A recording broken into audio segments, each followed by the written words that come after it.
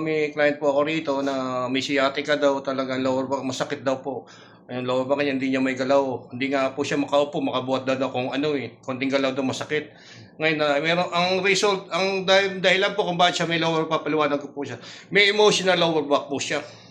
Nag-cause ng lower back dahil sa kakaisip ng negative thought. Yan po. Ngayon po, tinanggal ko po yung negative thought, naging positive thought na po. Kaya po nawala na po yung pananakit niya ng lower back. Ikaw na bata, magpaliwanag kung ano nangyari sa'yo before. Sige, ikaw na bata.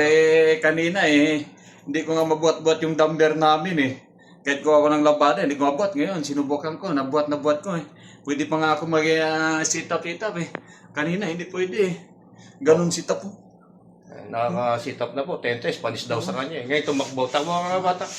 Takbo, sige. Taas mo yung tuhod mo. Ayan, nakita niyo, paano tumakbo. Ayan. Ano, parang walang nararamdaman Kanina, alis din niya maigalaw. O, tubuhatin mo yung dumbbell mo. Ayan, yung dumbbell daw niya. Ayan, hindi niya daw mabuhat. Ayan po. Dito mabuhat kanina. Ayan, ngayon, panis sa kanya. O, panis, Kahit niyo po.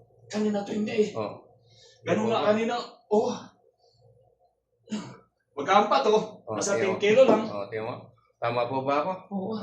Ano bata, may recommend mo ba ako na ako isang professional na manghihinga dito sa Jeddah? Hindi mo kasi kay kuya Kaya nga naalala ko yung nakaraan yung numero yung tinusok lang dito ko si kuya rin nagkain no? Di ba? Pero ngayon, naniwala ka na kung bakit nanakit ang katawan mo dahil sa huwag kang nag-iisip ng problema bata. Tama kuya. Kung may masyado ka malalim na problema, emotional, ipag-pray mo na lang. Ang lahat ng bagay ay kaloob ng Panginoon. Ano mang bagay nangyayari sa atin, ay yan ay kaloob ng Panginoon. Nakawin niyo po ako. Napunta ka na sa tamang tao. Kaya in-apply ko lang yung knowledge ko. Ngayon, nakakatakbo ka na, nakakapagbuhat ka na, malagang satisfied ka, nakakangiti ka, makakapagtrabaho ko na ng maayos. Tama po ba ako? Tama. Kasi paano kung magtatrabaho ko nananakit nga, yun nga ang dumbbell, di mo mabuhat tama po ba ako? Tama.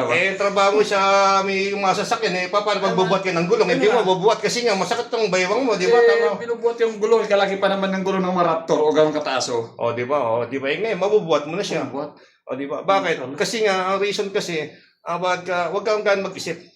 Huwag kang mag-isip. Yan, yung cause mo na emotional, lower back. Yan ang dahilan po talaga. Paano bata? Sige. Paano po? Nagpala po. God bless po. Salamat. God bless sa inyo. Salamat kuya. Nagulat si bata.